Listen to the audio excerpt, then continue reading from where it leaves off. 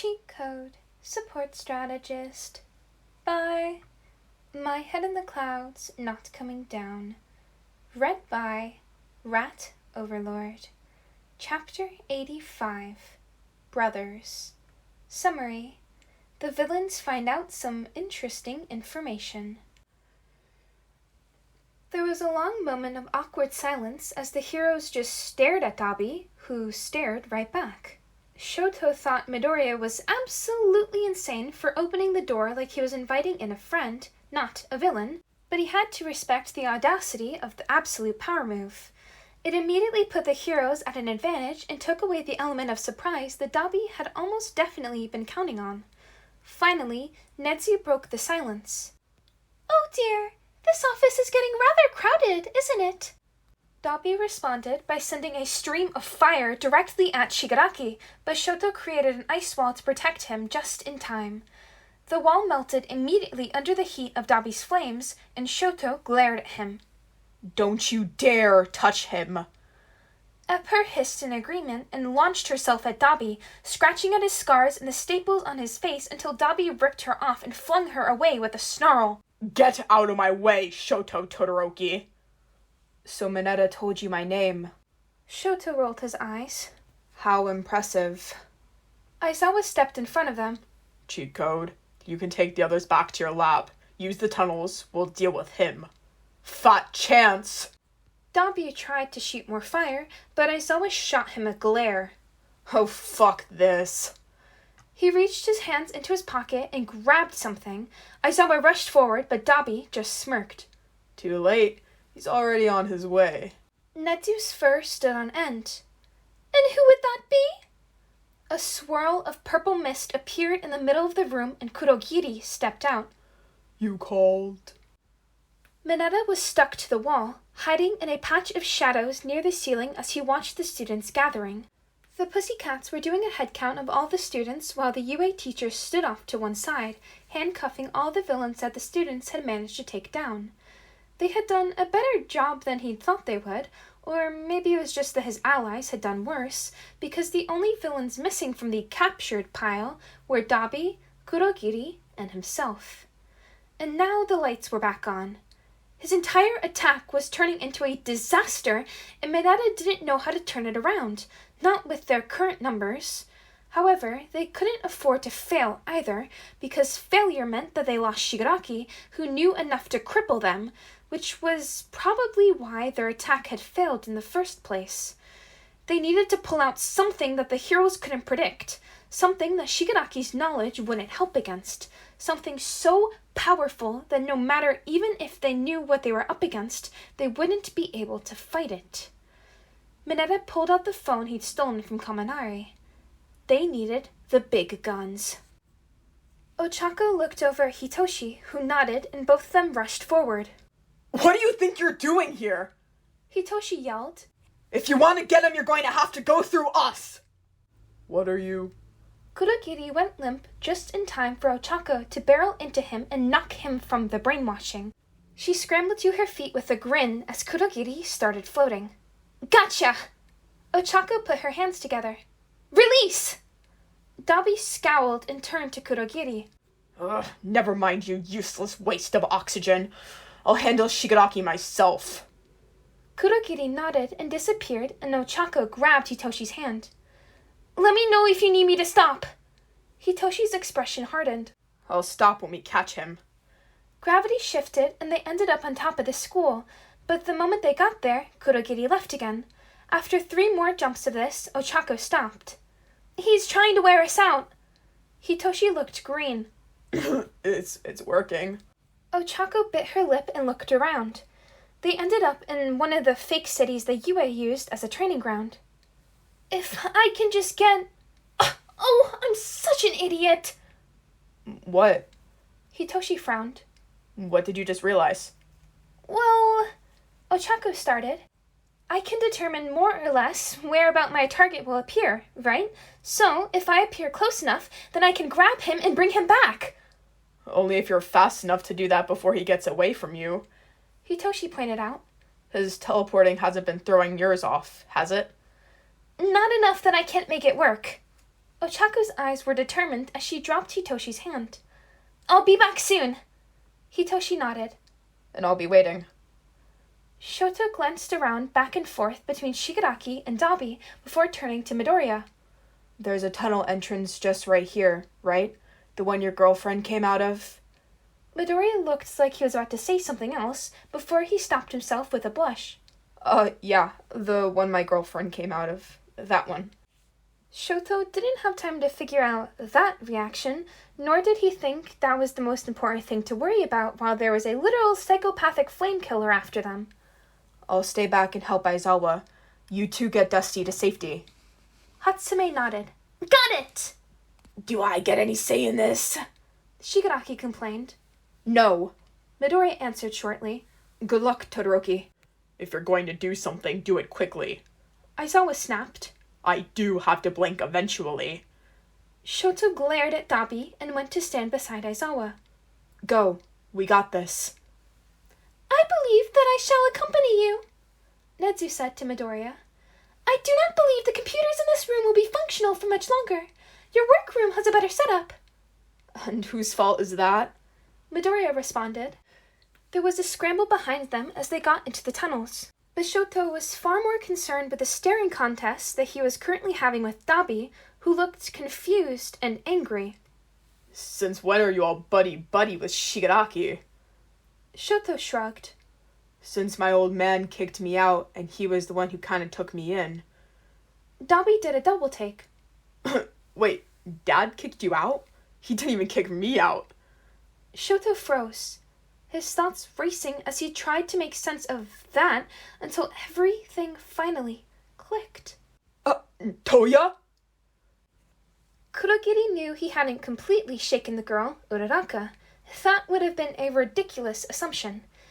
If what Trapper had said was correct, she now had a permanent tag on him that could not be removed without a significant change in weight, and it would not be safe to return to the base until that happened. He could starve himself for days, that would be simple enough, but there was the question of if the change would be sufficient. There was also the option of amputation, but he did not want to impact his usefulness to Sensei if he could help it. Basically, for the moment, he was out of good options. He felt something barrel into him, and then, all of a sudden, the world was shifting just like it had when he warped. He knew the girl must have grabbed him and forced him to teleport, but why would she do something like that? He was used to teleporting and ending up in a new location, so there was no way she could throw him off using that strategy. He readied himself for a fight before he even figured out where he had ended up, and his eyes widened when he heard Tamura's voice. I'm not coming back! Will you stop trying to grab me already? You surely can't be abandoning Sensei so easily. Kurogiri felt his brain going blank again, realizing too late that young Tamura was nowhere to be seen. He'd fallen for their ruse, and this time there was no one around to knock him out of it. He was somewhere within the UA training grounds and alone with the teleporter and the brainwasher. Wonderful. All right, Hitoshi, the girl said. He's all yours. The brainwasher, Hitoshi Shinso, came into view, fiddling with the mask on his face that Kurogiri recognized as the support item he'd used during the sports festival. His quirk must have something to do with his voice, then, rather than confusion as Trapper had suggested. Sensei would be pleased. I'm getting really sick of this stupid sensation, Shinso muttered. Multiple people in the same head, which, based on Spinner's answers, means you've got someone else's quirk. So, whose quirk do you have? Kurogiri didn't answer. Obviously. He didn't even know what Shinso was talking about. He wasn't a Nomu. He was simply Kurogiri. And that was who he was, and that was who he had always been. Shinso face-palmed. Oh, right. I need to phrase it as an order, not a question. Tell me what quirks you have.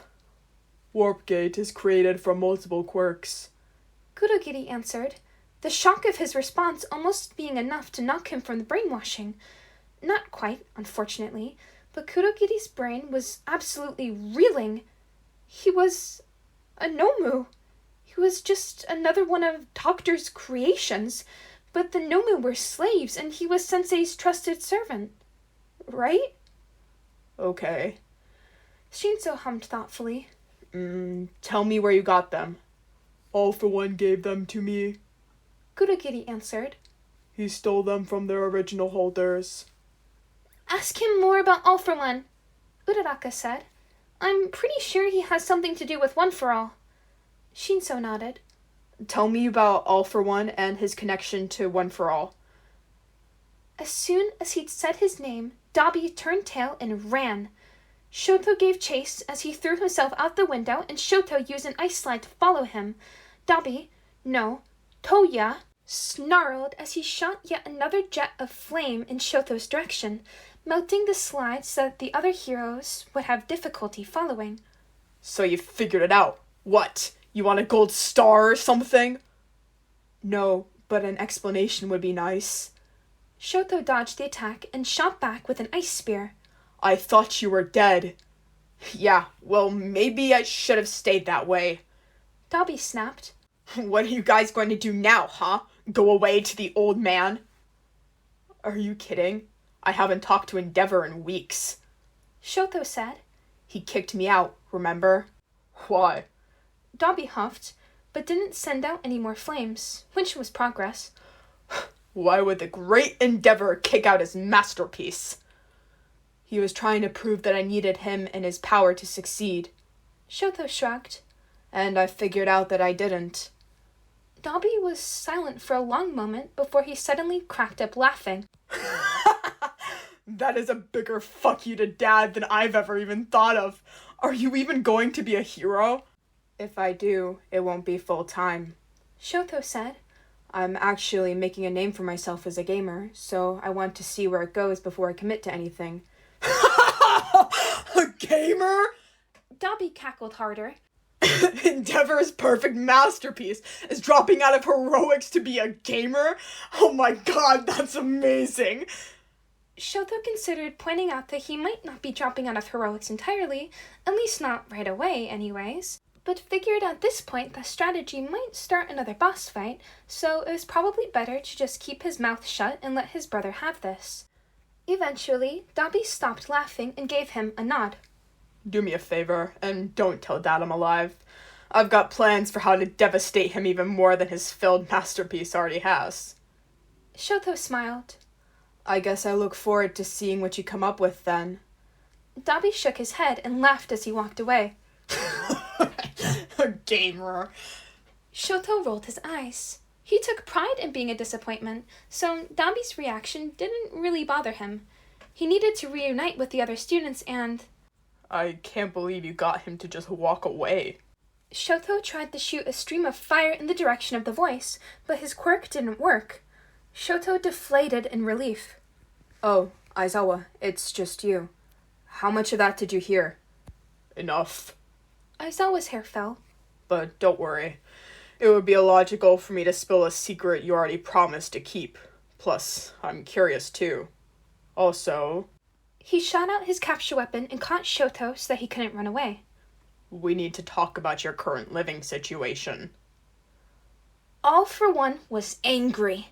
He was a patient man. He enjoyed pulling strings and then watching those tiny actions have great effects over decades. He had been looking forward to the sweet devastation on All Might's face when he realized Shigaraki's true identity for almost 15 years now, and yet that plan had been ruined in a moment by a stupid child's teenage rebellion. He'd raised Shigaraki to be his masterpiece and carefully controlled his upbringing so that he would never question it.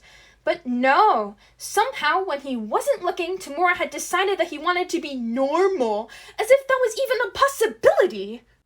Well, All Might's face when he realized that he'd been too slow to save his master's grandchild from being murdered by his arch-nemesis would not be quite as exquisite, but it would make a half-decent consolation prize. It would have been easier if Kurogiri warped him over to UA, but for some reason he was unable to get in contact with that particular project, which probably meant that he had fallen into the hands of the heroes. It was a terrible loss, one he could undoubtedly blame Tamura for, but at the very least, it would lead to the heroes learning of his true identity, which would deal a powerful psychological blow in All for One's favor.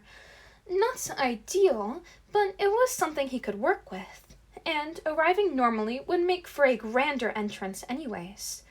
He stood in front of the UA gates, undamaged so far. The heroes inside hadn't yet called for outside backup, most likely because they had the attack under control and to avoid any negative press coverage that could damage the school. All for one smiled. They wouldn't be able to cover it up after what he was about to do. He held up his hand. Air cannon ×3. Howdy, y'all. Hope you enjoyed listening.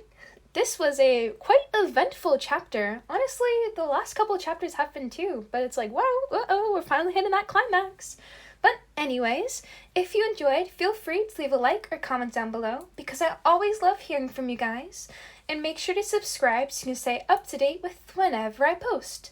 And as always, here's your little daily reminder to hydrate, not dihydrate, and also to love yourself.